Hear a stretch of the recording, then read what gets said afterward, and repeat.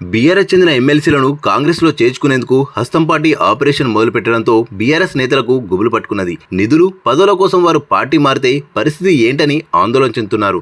శాసన మండలిలో మొత్తం 40 మంది సభ్యులుండగా అందులో 29 మంది బీఆర్ఎస్ చెందిన వారే ఉన్నారు.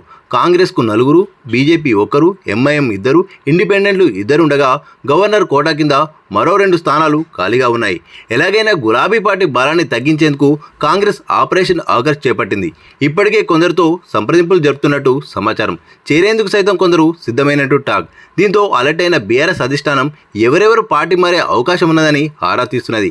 ఎమ్మెల్సీలకు సన్నిహితంగా ఉండే వారి నుండి వివరాలు సేకరిస్తున్నది.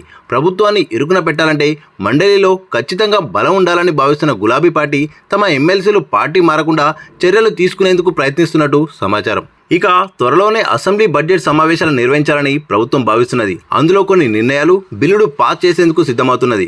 బిల్లుడు ఆమోదం పొందాలంటే మెజారిటీ సభ్యులు ఆమోదం పొందాలి. ప్రస్తుతం కాంగ్రెస్కు శాసనసభలో తిరుగులేని బలమున్న మండలిలో మాత్రం బీఆర్ఎస్ పార్టీకి చెందిన ఎమ్మెల్సీలే ఎక్కువగా ఉన్నారు.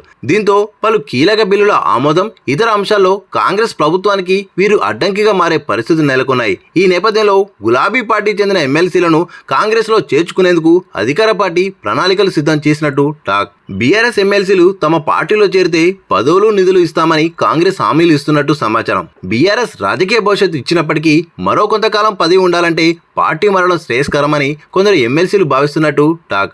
అందులో భాగంగానే కాంగ్రెస్లో చేరేందుకు పలువురు సిద్ధమైనట్టు తెలిసింది. కొందరితో పార్టీ అధినేత కేసీఆర్ ఫోన్లో సంప్రదిస్తే వారి నుండి సరైన సమాధానం రాలేదని, అలాగని పార్టీలో కొనసాగుతామని సైతం చెప్పలేదని సమాచారం.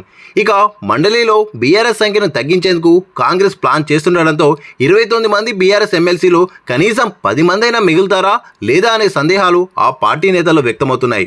మరోవైపు వరంగల్ జిల్లా నుండి ఎమ్మెల్సీలుగా ఉన్న 6 బీఆర్ఎస్ నేతలు సైతం కేసీఆర్కు అత్యంత సన్నిహితులు కావడం గమనార్హం. అయితే మారిన రాజకీయ పరిస్థితులు, పరిణామాల నేపథ్యంలో పొలిటికల్ ఫ్యూచర్ కోసం పార్టీ మారేందుకు వీరు సిద్ధమైనట్టు సమాచారం. అసెంబ్లీ ఎన్నికల ఫలితాల తర్వాత బీఆర్ఎస్ తీరును, టికెట్ల కేటాయింపును వరంగల్ జిల్లాకు చెందిన ఓ ఎమ్మెల్సీ బహిరంగంగానే తప్పుపట్టారు. ప్రస్తుతం తన స్థానిక నియోజకవర్గం కాంగ్రెస్ కంచుకోటగా మారడంతో బీఆర్ఎస్ను వీడి హస్తం పార్టీలో చేరాలని ఆయనపై అనుచరులు ఒత్తిడి చేస్తున్నట్టు సమాచారం. ఇలాగే మరో ఎమ్మెల్సీ పైన అనుచరుల ఒత్తిడి ఉన్నట్టు టాక్. కాంగ్రెస్లోకి వస్తే భవిష్యత్ రాజకీయ అవకాశాలపై హామీ ఇస్తుందని రేవంత్కు సన్నిహితుడైన ఓ ఎమ్మెల్యే సదరు ఎమ్మెల్సీకి చెప్పినట్టు సమాచారం. మరో ఎమ్మెల్సీ సైతం 2 మంత్రులతో అత్యంత సన్నిహిత సంబంధాలు కలిగి ఉండడంతో ఆయన కూడా పార్టీ మారే అవకాశాలు మెండుగా ఉన్నట్టు ప్రచారం జరుగుతున్నది. మిగతా ఎమ్మెల్సీలు సైతం ఆచితూచి అడుగు వేసే ధోరణితో ఉన్నట్టు సమాచారం.